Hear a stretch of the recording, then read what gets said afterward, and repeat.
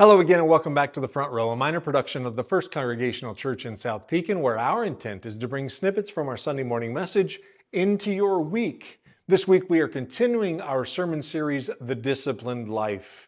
And we're talking about spiritual disciplines loosely based on a book by Richard J. Foster called Celebration of Discipline. Those two words don't really go together very often.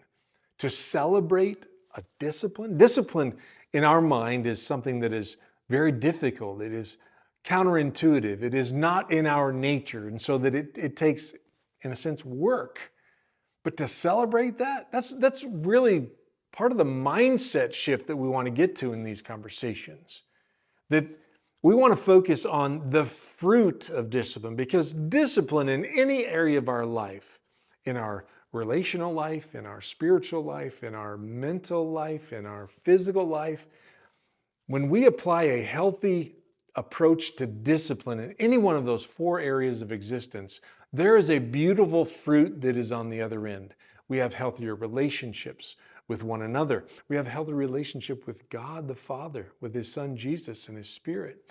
We have healthier mental states, and we have a healthier body when we are applying healthy disciplines. It's the fruit on the other end that helps us to endure what can be interpreted as a difficult journey of discipline. So we want to celebrate the discipline and enjoy the reward of the fruit on the other end.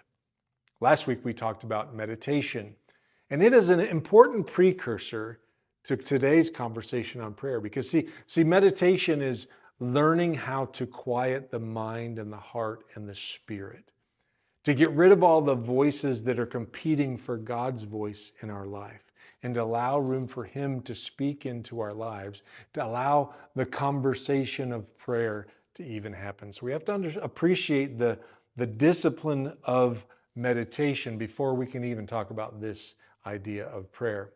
I want to quote something right out of the book by Richard Foster. He says that meditation introduces us to the inner life, but it is the discipline of prayer that brings us into the deepest and highest work of the human spirit.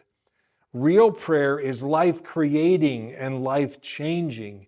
And then he goes on to quote William Carey, prayer, secret, fervent, believing prayer, lies at the root of all personal godliness.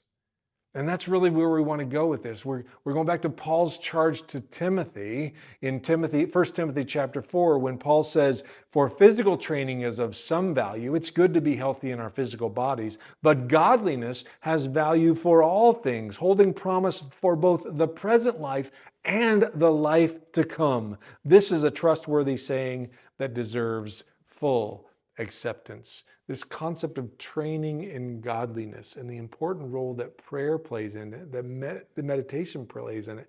And our author is telling us that prayer is the pinnacle of all of these disciplines. That's what we're going to get into this week. We're going to at least try to scratch the surface. Hope you can join us. Blessings to you. Bye-bye for now.